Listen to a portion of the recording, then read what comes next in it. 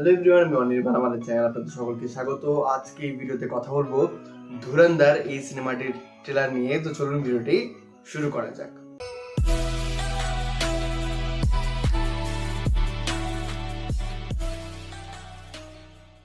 তো ধুরন্ধর আজকে এই সিনেমাটির ট্রেলার এসেছে এবং যেটা দেখার মতো বিষয় যে 4 মিনিটের একটা ট্রেলার হয়েছে। মানে এত বড় ট্রেলার, কিন্তু আপনি যখন দেখবেন মনে হয় যে কত তাড়াতাড়ি কেটে গেল 4 মিনিট, বুঝতে পারবেন না, কারণ এত সুন্দর ট্রেলারটা হয়েছে।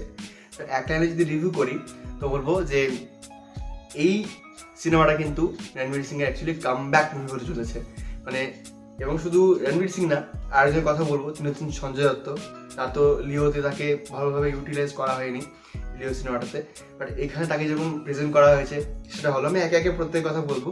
এবং এই যে ট্রেলারটা তৈরি হয়েছে না, এটা কিন্তু মেনলি ট্রেলার না, মানে আপনারা দেখে মনে হয় আমি যেন এক একজনের ইন্ট্রো ভিডিও দেখছি। এখানে একটা চরিত্রকে যেভাবে ইন্ট্রোডিউস করা হয়েছে, যে কে কীরকম, কার কী বৈশিষ্ট্য, সেটাকে যেভাবে প্রপার দেখানো হয়েছে, সেটাই কিন্তু ট্রেলারের মূল আর কি অংশ হয়ে উঠেছে। এবং রণবীর সিং একদম ট্রেলারের লাস্টের পোর্শনে রয়েছেন, জাস্ট বোধহয় 10 থেকে 20 সেকেন্ড কি হবে, এবং ওইটুকুই তাদের জন্য যথেষ্ট।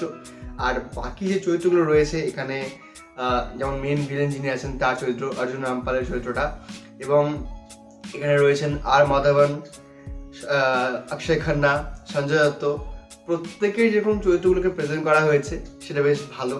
এবং তাদের প্রেজেন্টেশনে যেরকম একটা স্টোরি রয়েছে, তারা কি করেন না করেন সেগুলোকে যেভাবে দেখানো হয়েছে, তার সাথে যে বিজিএমগুলো বাজে, এবং মানে এই সিনেমার যদি একটা জেম বিষয় হয়ে থাকে না, মানে সিনেমা কেন ট্রেলারের কথা যদি বলি, সেটা কিন্তু এর মিউজিকটা এত সুন্দর বিজিএম, মানে পুরোটা ইংলিশ একটা গান, বাট সেটাকে যেভাবে ইউজ করা হয়েছে বেশ শুনতে ভালো লাগছে এবং বেশ ক্যাচি।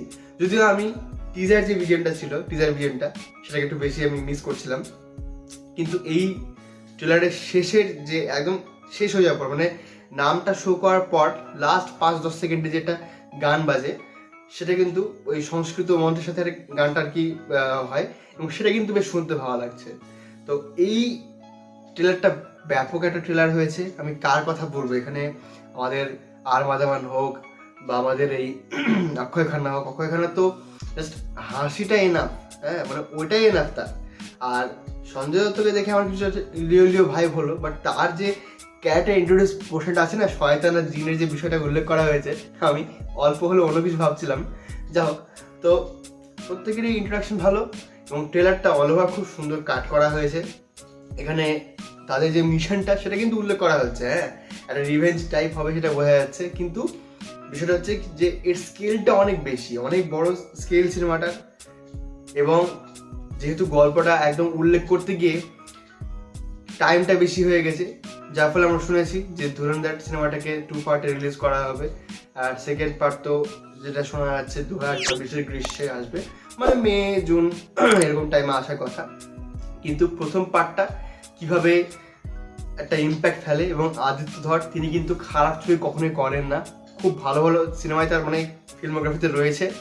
এবং রণবীর সিং, তাকে এরকম ধরনের ক্যারেক্টার বহুদিন পর আবার দেখা যাচ্ছে, মানে সেই যে একটা আলাউদ্দিন খিলজি ভাইবটা, তার সাথে একটু অ্যানিমেল মিক্স করে দেওয়া হয়েছে, তো তার যে কামব্যাক হবে সেটা কিন্তু বোঝা যাচ্ছে।